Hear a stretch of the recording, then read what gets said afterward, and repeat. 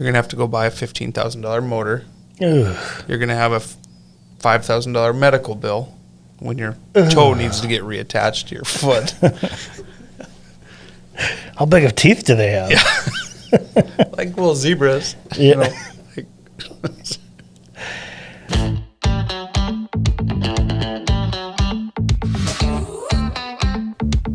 This is the Buffalo Community Podcast, all about the greatest small town in the USA, the people in it, and how it all works together. Here are your hosts, Tyler Reese and Mark Benzer.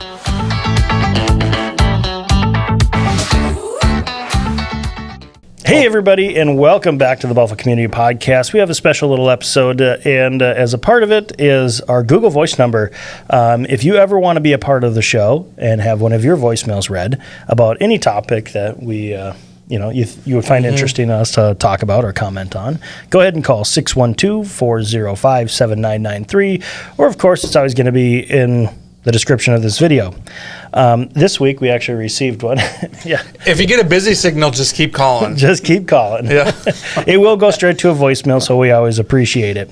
But we did get one from Heather, and this is after our ghost guy that called a few weeks ago. Mm-hmm. So, again, we always appreciate that public input, and let's see what Heather has to say. Oh, if I can get this to work. Heather, you're on. Guys, this is Heather.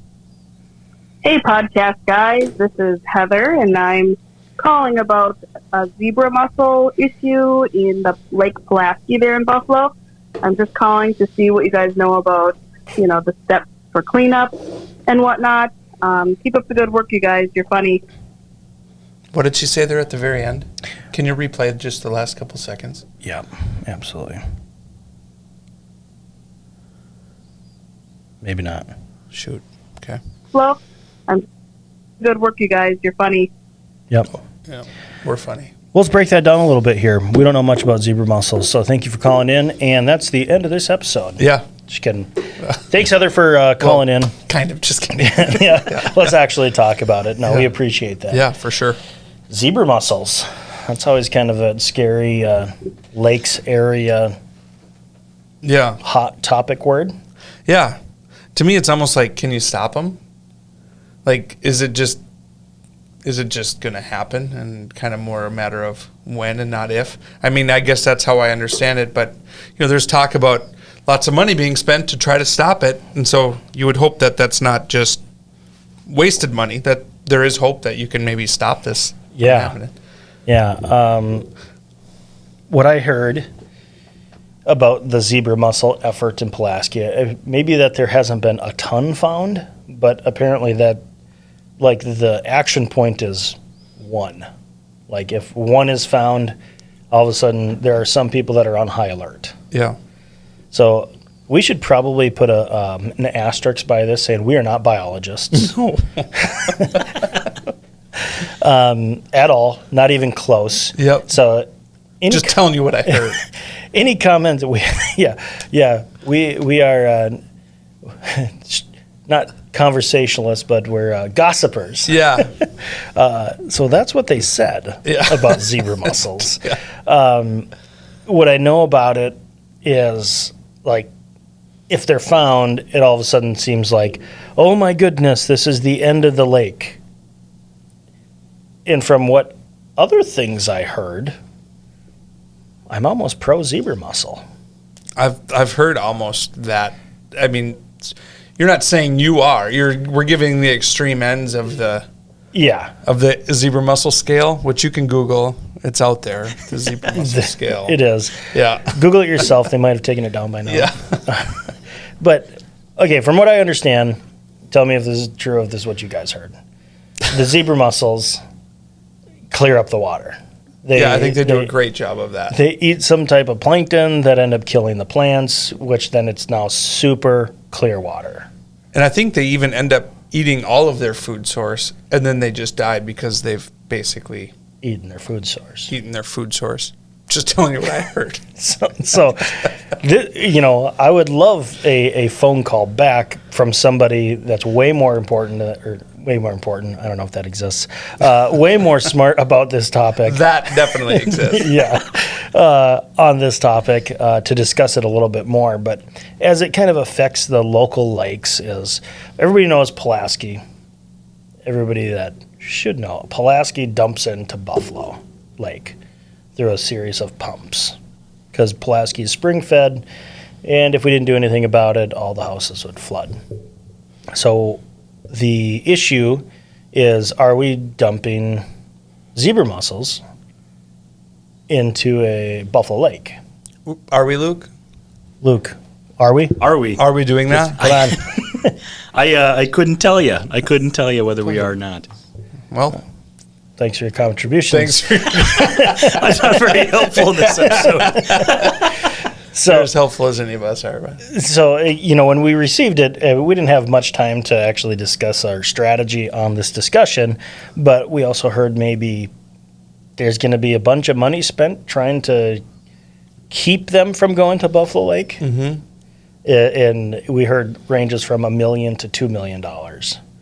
We also heard, collectively, that it's a range from DNR paying for some of it and Lake homeowners? maybe lake homeowners paying for it. And I'm like, I kind of look at it, it's like, I don't know. I don't really know what to think. Because I kind of look at it as, well, Buffalo Lake is kind of dirty, and it's a backwater of a river system that already has zebra mussels. So where's the no harm, no foul here of zebra mussel water going into zebra mussel water? I also heard that zebra mussels don't like lakes like Buffalo Lake because they're too dirty. That's like going to the cheap buffet. Which I've been to many times. And it's great. Yeah. But I don't know. I also don't want to make light of it because I am very uneducated on this subject. Yeah. So if it's life-changing to people who enjoy Pulaski Lake or live on Pulaski Lake, that really stinks. From the lakes that I know, like I know Green Lake up in Spicer is doing great. Do they have them? Yeah. They've had them pretty bad, and I still see lots of boats and lots of homes, and so I guess very thankful for the call and the idea. I think obviously there's a lot of educating that needs probably to happen, but For us. for us, yeah, we certainly aren't here to try to educate you, but it is something worth talking about. My grandparents' lake is infested with them, and it's actually gotten a little bit better. It was a super clear lake anyway, but they would like attach to the rocks. Mm-hmm. And slice your feet. Yeah, razor sharp. And to Yeah. me, that's the worst thing about them. I mean, it's like, okay, well, careful where you're walking because you're going to slice up your foot and maybe get some stitches. Yeah. I don't like that part It's about the it. blood in the water that is actually the problem, It's not the the real zebra issue. mussels. Yeah. So if I could play devil's advocate just a little bit here, because I just looked I know nothing about zebra mussels, nothing at all. So I just Googled it as a normal person would do. And now you're an expert. Now I'm an expert. Exactly. Internet expert. The negative effects is they can render beaches unusable, clog water filtration pipes, and destroy boat engines because they're so small. So there is some negative effects to them. It's not like if there was no negative effects, there probably wouldn't be any talks of spending millions of dollars to stop anything. But again, I'm probably right there with you guys. I have no idea what I'm talking about, but there's definitely a conversation to be had at least. Yeah, and it doesn't. Your Google research, extensive Google research, doesn't mention total eco disaster. Yeah, it's not saying like it's going to kill all the fish. It's going to do all these things. It's more so they're so small they're going to get clogged and everything. Yeah. You're gonna have to go buy a $15,000 motor. Ugh. You're gonna have a $5,000 medical bill when your toe needs to get reattached to your foot. How big of teeth do they have? Like little zebras. Yeah. Well, yeah, I think it's an interesting topic. I think it's probably a little bit blown out of proportion sometimes. If you know somebody yeah, who truly is educated on this and you leave us a message, and we'll get them on the show, and we can talk. We can have a mature, knowledgeable zebra mussel episode. Wouldn't it be fun to get like the Lake Pulaski Homeowners Association presidents or the Lake Improvement Board and the DNR here to just sit and fight on who's going to pay for this? You just put them on blast. Is that what just happened? Yeah, the gauntlet, the line has been drawn. Yeah.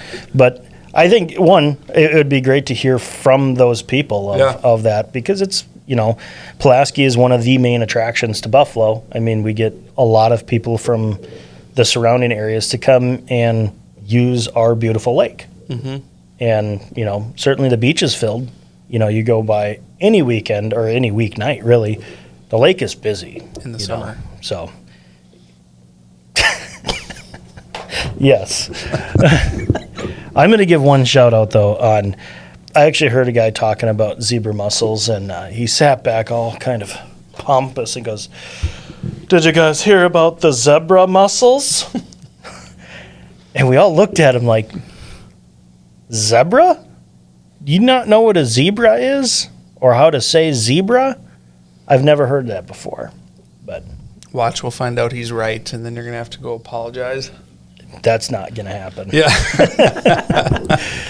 But, I appreciate the phone call. Thank you, Heather. Thank you for doing that.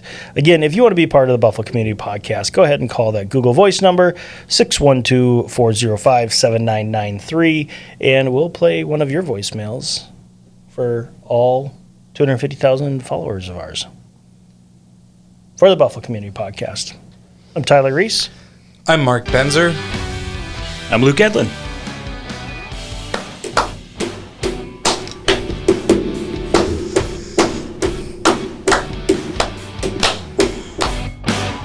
Thanks for listening to the Buffalo Community Podcast, produced by Edlin Media. You can find us on Facebook and YouTube, as well as anywhere you listen to podcasts.